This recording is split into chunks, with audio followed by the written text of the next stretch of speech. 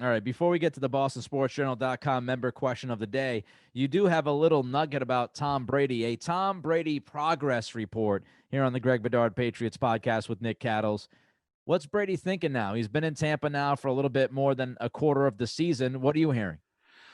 Well, so I got done watching the Bears film, and I actually thought Brady played pretty well in that game. He got no protection, and everyone's been over, the penalties, and he Yeah, was O.J. pressured the Howard whole was out time. too. Scotty Miller was banged up. Chris Godwin was out of that game. So he was missing, two or three of his, I wouldn't say go-to guys. Godwin is, but, two or three vital pieces to that pass offense. Yeah, and I thought he played pretty well overall, including he made a couple really nice throws down the stretch. They just couldn't push it over the top, and I think that has more to do with, what's around him in terms of atmosphere, coaching, things like that. And I've reached out to a couple of people who know Tom well, just to be like, hey, have you talked to Tom? How's he doing? What's he thinking? And from the conversations that I've had with people, sort of, and all of them have said the same thing, that Tom's just, his reaction has been like, this is tougher than I thought it was going to be, in terms of,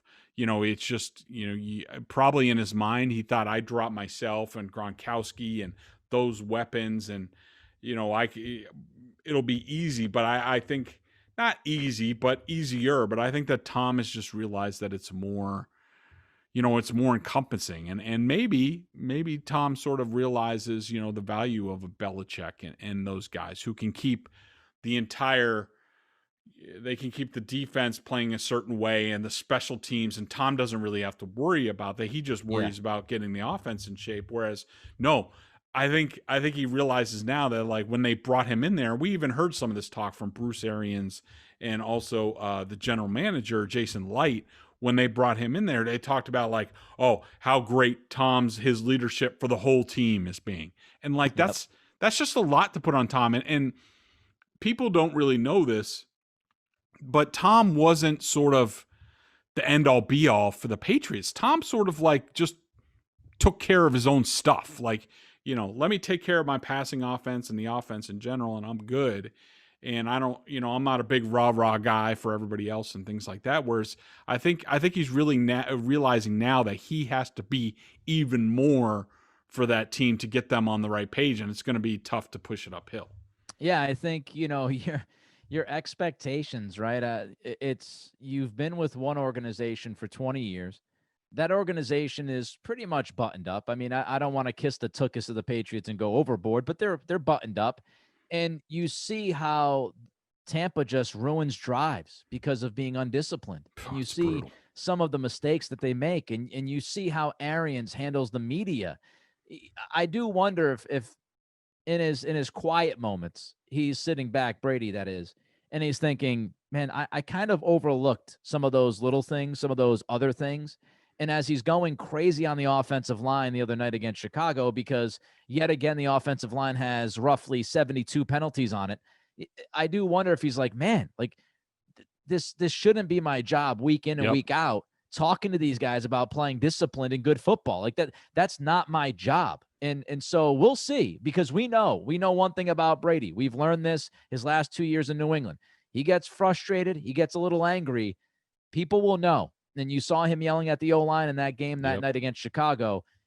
He doesn't hide it well. He doesn't hide his anger and frustration very well. So we'll see where that all leads, because the expectations are in Tampa, get us to a championship, Tom. You're the greatest of all time. You're supposed to be our savior. We'll see how it goes. And if he does start to get a little frustrated. Yeah, Nick, I think you're exactly right about, Brady sort of in his quiet hours at St. Petersburg, or, whatever, when he's sitting out by the pool on the Intercoastal and things like that. Like, he must be like, wow, this is tough. It reminds me of, like, one of my favorite movie lines in The Last Crusade, Raiders of the Lost Ark. And the Sean Connery and Harrison Ford are, add up Nazi book burning or something like that. And Connery turns to Harrison Ford and says, "We're pilgrims in an unholy land."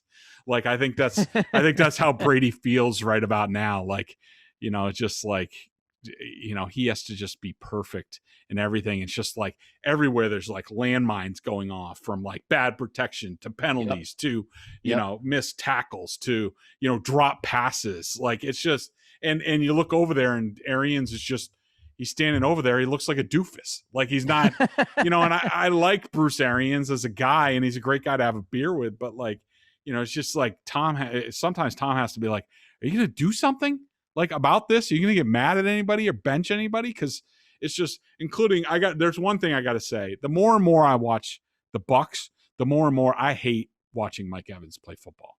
I really do. And I saw some of this at Texas A&M when I did a big story on Johnny Manziel. And, he was tremendous in college, Evans was. But, like, even the first pass of the game, it's the second play of the game, mind you. And there's zone coverage. The Bears are doing zone coverage. Evans runs. He's on the right sideline. He runs this route. There's a cornerback over the top of him. But instead of fighting through it, and Brady throws the ball. Brady makes a nice throw where, all right, I'll give Evans a chance to fight for the ball. What does Evans do? He packs it in and doesn't even go for the ball. And then he raises his arm to say, all right, I'm tapping out this play. Like, it's the second play in the game. Like, what are we doing here? And like, there's every week, every pass, there's some sort of like he's bad body language, all this stuff. Like Brady must hate throwing to him. I mean, yes, he makes him look good sometimes. He's really good on the goal line. But in general, he is like the anti-Brady receiver where he can't get open against man coverage, and you can't really trust where he's going to be because we've already seen him cut off routes and things like that, like the interception in the first game. And then it must drive him crazy. Yeah, you had Arians throw Brady under the bus and then come back and go, oh, wait a minute, that was actually on Mike. Hey, Bruce, how about you watch the film before you decide to throw your quarterback under the bus? What are we doing?